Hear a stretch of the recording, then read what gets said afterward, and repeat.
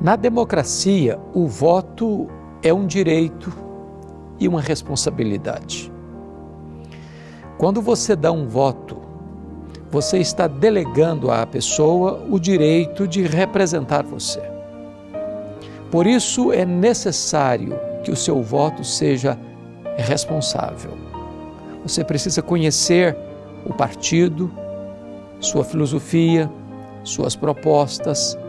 Você precisa conhecer o candidato, se ele é uma pessoa íntegra, se os valores que ele defende são os valores que você defende, a fim de que você não apoie aquilo que você condena, que você não dê aval àquilo que você reprova. Portanto, cuide do seu voto, porque ele é absolutamente importante para o progresso e a ordem da nação.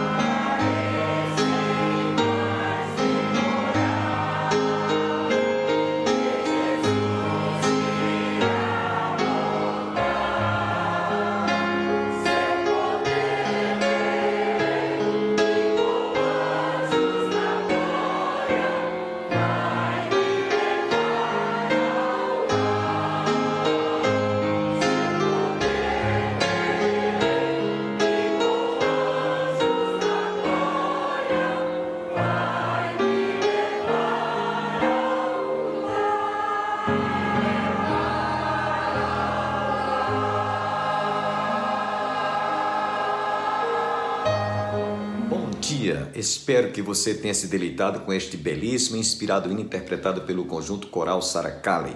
Estamos iniciando mais um programa Opção para a Vida nessa manhã de terça-feira, hoje 25 de outubro. Hoje comemora-se o dia da democracia, o dia do sapateiro e também o dia da saúde dentária. Mas, em especial, nós chamamos a vossa atenção para esse dia da democracia. Nós precisamos de resgatar a democracia neste país, pois sabemos e sentimos como tem sido difícil nesses últimos dias a nossa Constituinte, a nossa Constituição ser respeitada por nossas autoridades. É por isso que nós precisamos de orar, redobrar as nossas orações, para que no próximo dia 30 deste mês nós possamos decidir o que nós queremos, ou um país democrático, onde a democracia prevaleça, ou o comunismo. É bom que você esteja bem atento para não fazer uma escolha ou fazer uma decisão completamente contrária à nossa Constituição. Nós vamos ficar agora com a conclusão da mensagem que nós transmitimos desde a última sexta-feira. Espero que você seja profundamente abençoado.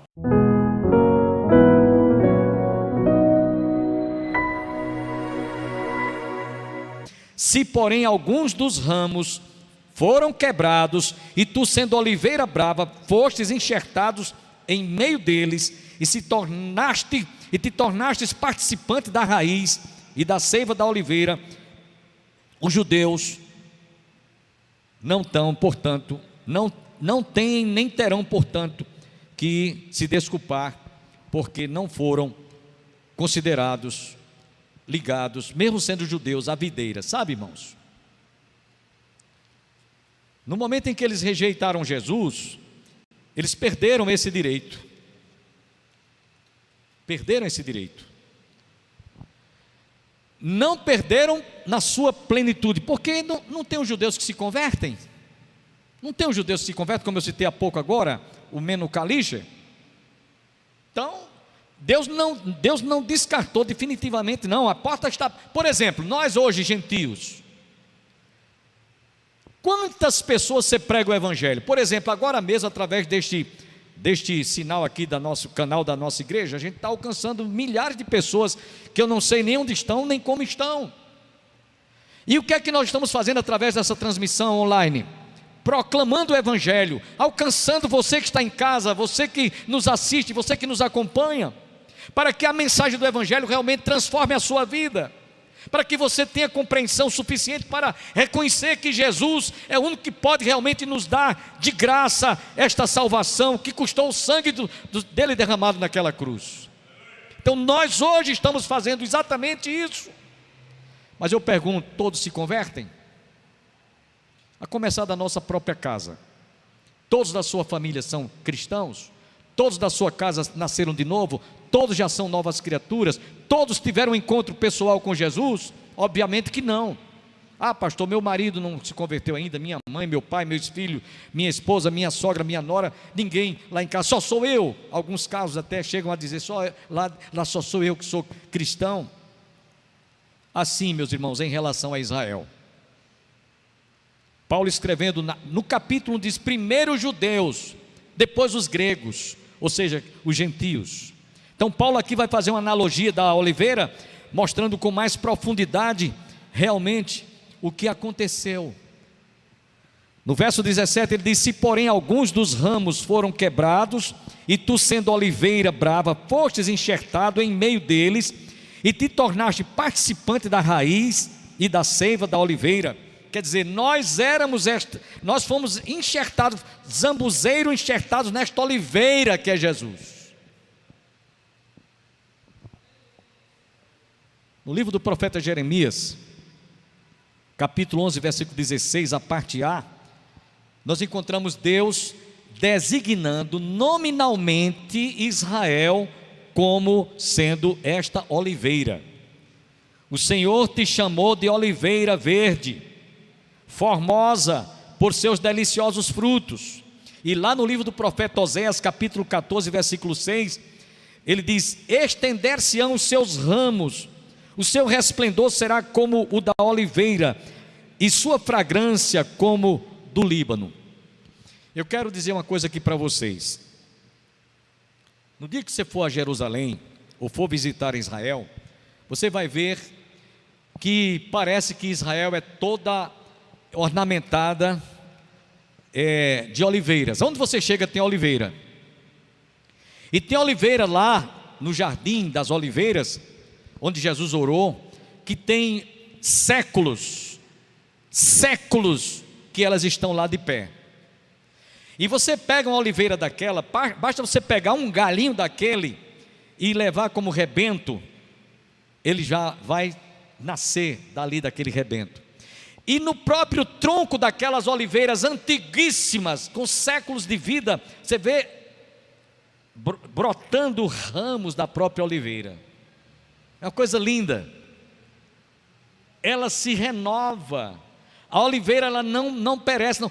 Por isso Jesus, lá no livro de Jeremias, capítulo 11, verso 16, e Oséias capítulo 14, versículo 6, o Senhor comparou o seu povo à oliveira.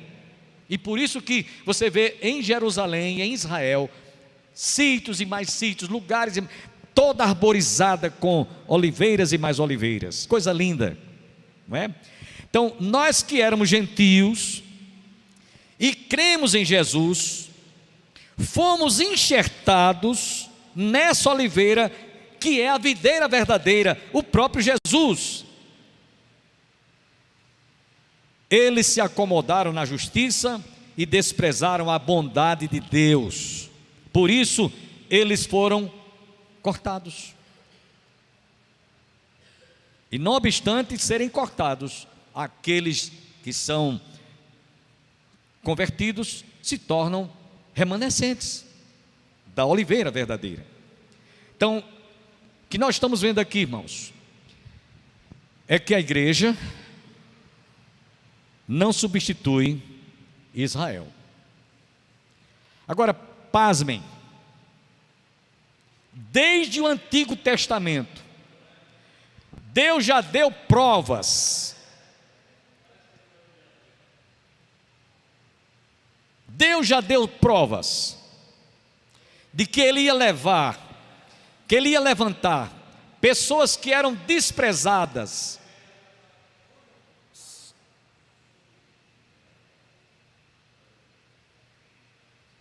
pessoas que eram desconsideradas, para virem fazer parte da árvore genealógica de Jesus, que é a videira. A primeira delas, irmãos, foi uma prostituta. O que é uma prostituta? Me respondam. É uma mulher de vida promíscua. Mas Raabe, ao ouvir a mensagem dos espias enviados por Josué, ouviu e creu e tremeu as bases e pediu: quando vocês tomarem posse de Jericó, guardem a mim e a minha família e a minha casa como eu guardei vocês. Então Raabe veio ter o privilégio de fazer parte da árvore genealógica de Jesus, uma mulher da vida. Imaginem. Um outro exemplo, irmãos, Ruth, a Moabita. Ficou viúva Noemi de Elimeleque. Orfa ficou viúva também, que era casado com o filho de Noemi e Elimeleque. Morreu também o outro esposo de Ruth. 3 viúvas. E aquelas 2 viúvas, noras, eram moabitas. Não pertenciam ao povo de Israel, eram moabitas. Mas quando elas ficaram viúvas, Noemi chegou para ambas e disse: olha, Orfa e Ruth, vão para casa, voltem, eu não tenho como gerar filhos para que vocês esperem para sejam desposadas, porque é isso que a lei mandava. Voltem para a casa de vocês. E insistiu com elas, e a princípio as 2 queriam ficar com Noemi, mas diz a escritura que Orfa resolveu voltar, mas Ruth disse: eu não voltarei, eu serei. Ela não pertencia ao povo de Israel. Eu serei como tu és, eu serei o teu povo é o meu Deus é o teu Deus é o meu Deus. E ela ficou em companhia de Noemi. E Deus levantou depois um parente dela, de Noemi, para desposar Ruth, Boaz.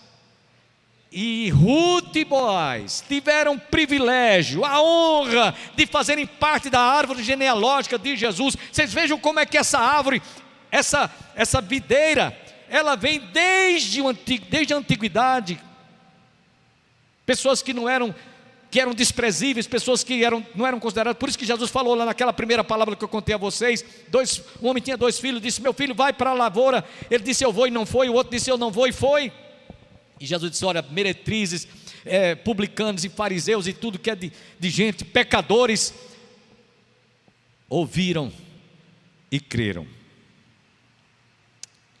Meus irmãos, a coisa que mais eu admiro no Evangelho é porque Deus não faz acepção de pessoas. Amém?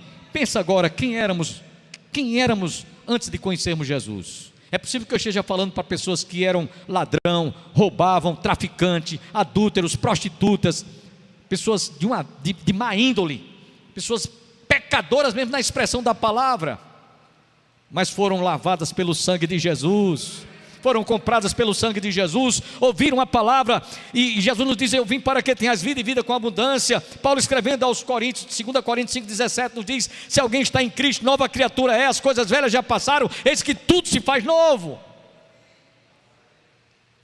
Raabe não continuou sendo prostituta, depois que ela teve aquele encontro com os espias e ouviu a palavra. No verso 19, irmãos,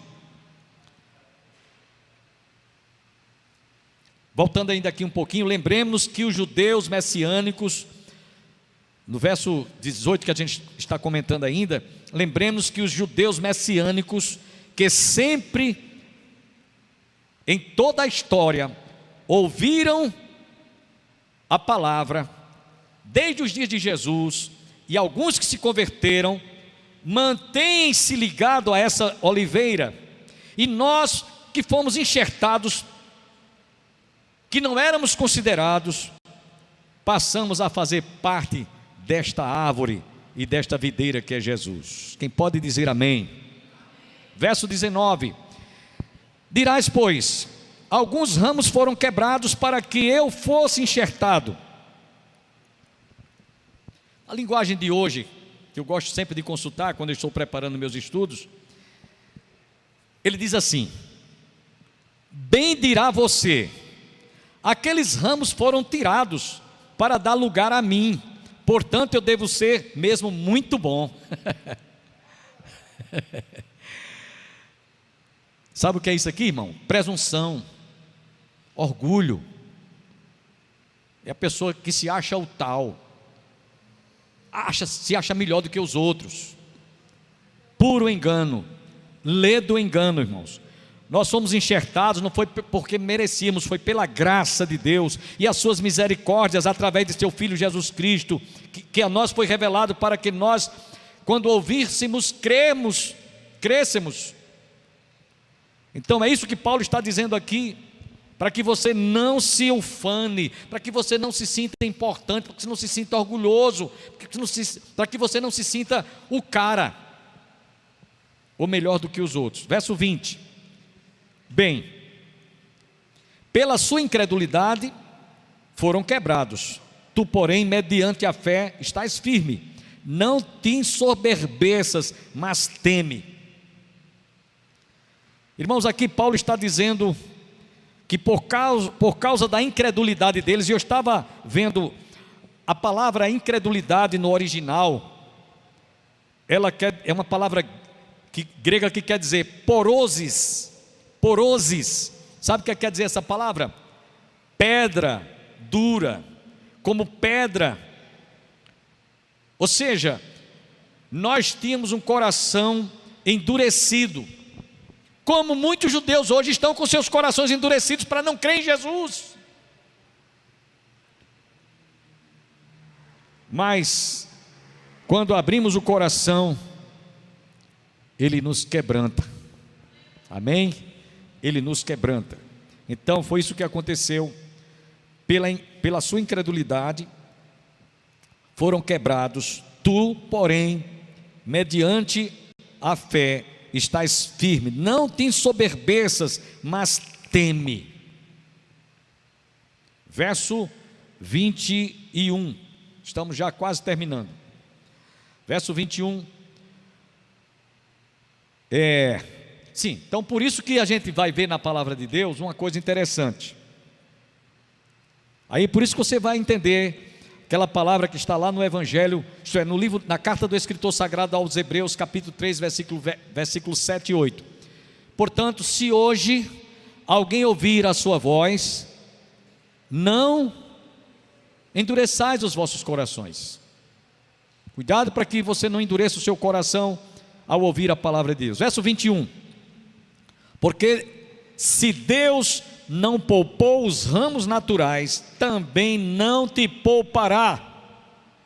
Cuidado, principalmente os gentios, tanto judeus quanto gentios, que continuam com seus corações endurecidos, não serão poupados enquanto não fizerem a sua confissão de fé e não constituir Jesus como seu único e todo suficiente Salvador.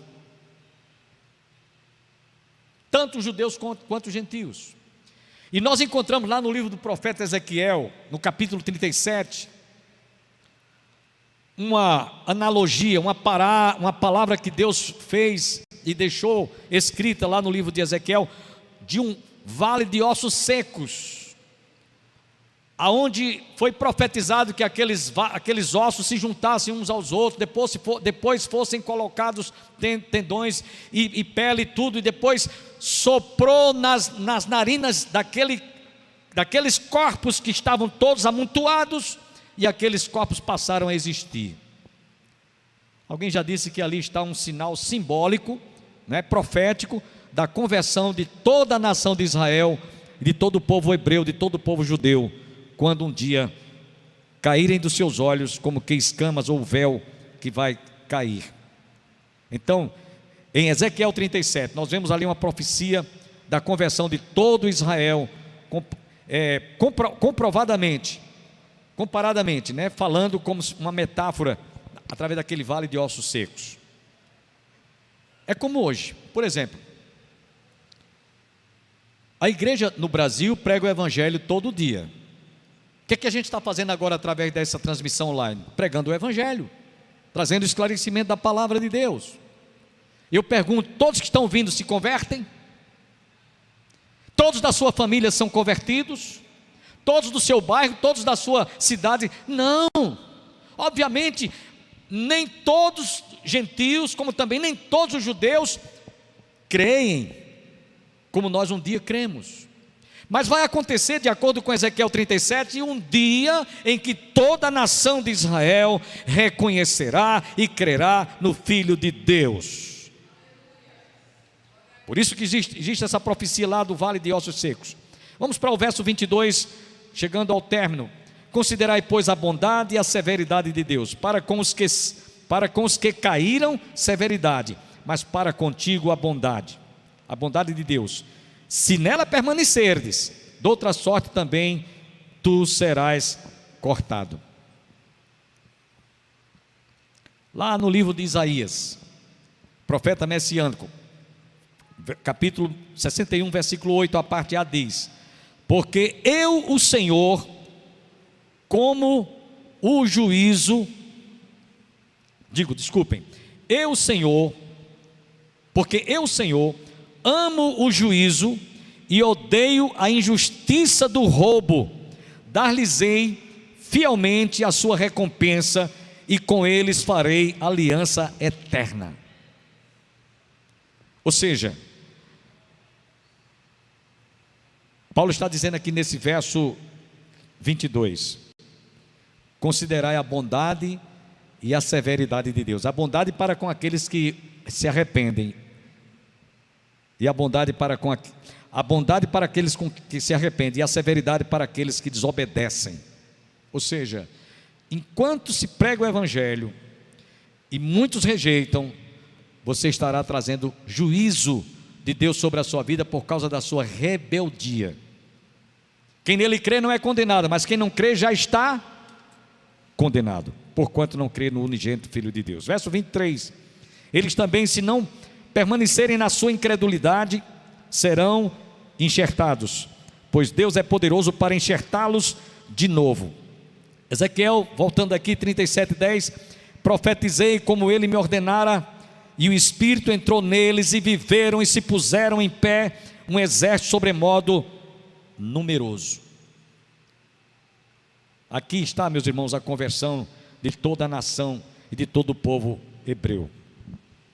Mas hoje só são aqueles que se convertem como remanescente. E aí Paulo está advertindo finalmente que assim como ele cortou aqueles que desprezaram a sua palavra, cuidado para que vocês também não sejam cortados. Verso 24: pois se foste cortado da que por natureza era oliveira brava, e contra a natureza enxertada em boa oliveira, quanto mais não serão enxertada na sua própria oliveira aqueles que são ramos naturais. Ou seja, os judeus, quando se convertem, eles realmente estão voltando a serem recolocados na oliveira, porque enquanto eles rejeitaram, eles estão fora, eles foram cortados, mas o Senhor faz com que eles voltem a se tornarem ligados à videira, que é o próprio Senhor. Portanto, irmãos, tanto judeus, israelitas, quanto gentios convertidos ao Filho de Deus, convertidos, judeus messiânicos, gentios que se convertem, eles constituem a igreja.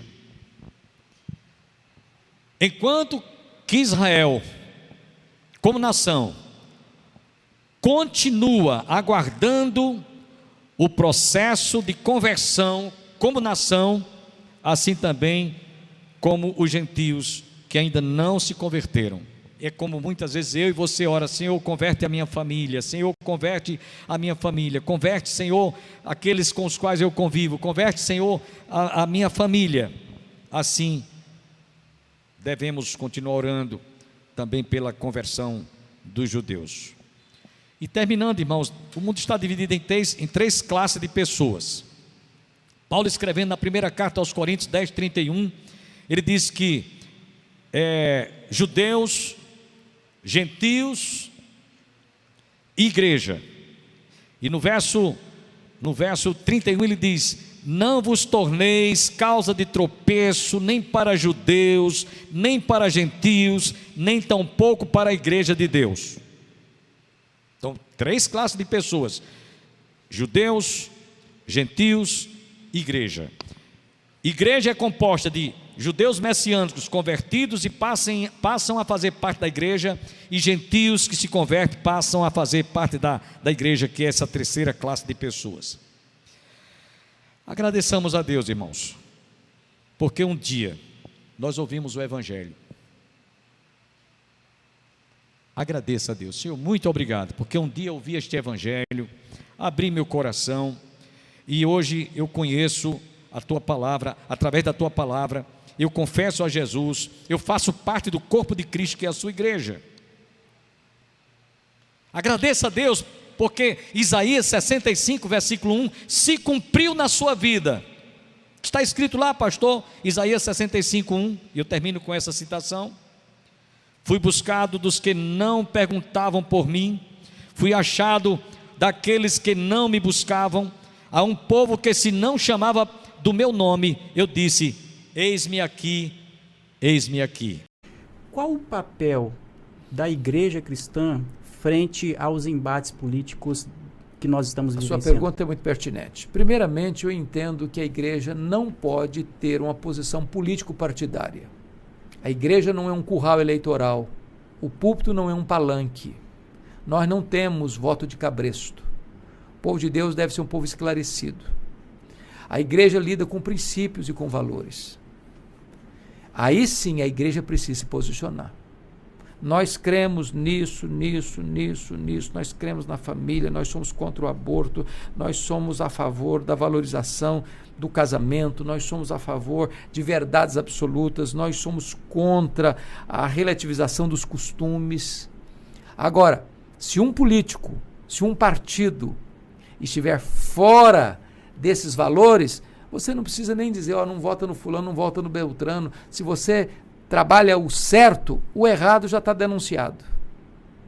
A igreja trabalha princípios. Até porque dentro de uma comunidade, nós somos uma comunidade plural. Não é verdade? Então você tem dentro da sua comunidade, onde você é pastor, pessoas que gostam do partido A, pessoas que defendem o partido B, que defendem o partido C. E se você entrar na política partidária, você vai criar problemas internos graves. Mas se você defende princípios, quem é cristão, crê em princípios, Exato. em valores absolutos. E essa é a bandeira que nós temos que levantar como igreja, exercendo voz profética. Você nota lá em Romanos 13, que quando Deus institui o governo com duas finalidades. Primeiro, promover o bem. Segundo, coibir o mal. Se o governo inverte os papéis, em vez de promover o bem, promove o mal e coíbe o bem, cabe à igreja se levantar como voz profética. Isso vai custar um preço? Vai custar um preço. Mas a igreja, dizia os reformadores, é a consciência do Estado. Ela não pode se conformar. Ela não pode fazer parte do jogo. Ela não pode se corromper. É por isso que ela não pode se envolver e se miscuir em determinadas alianças para não perder a autoridade de voz profética, de dizer, este é o caminho. Agradecemos a todos quantos estiveram conosco. Espero em Deus que você tenha sido profundamente enriquecido e abençoado. Não esqueçam, no próximo dia 30 nós estaremos indo às urnas como cidadãos cumprir com o nosso dever cívico, mas também como cristãos devemos estar de joelhos dobrados, em oração e jejum por nossa nação. Por isso, a Igreja do Calvário, situada às margens do Açude Velho, confluência com o Parque da Criança, no início do giradouro da Avenida Brasília, estará de portas abertas a partir das 5 horas da manhã até ao meio-dia. Você tem a tarde inteira para votar. Mas pela manhã, estamos convocando aqueles que desejarem orar pela nossa nação. Esse é um momento decisivo, de suma responsabilidade para nós como cidadãos e também como cristãos. Oremos para que esta bandeira verde e amarela jamais se torne vermelha. Agradecemos a todos quantos estiveram conosco e esperamos nos reencontrarmos amanhã para a realização de mais um programa Opção para a Vida. Até lá!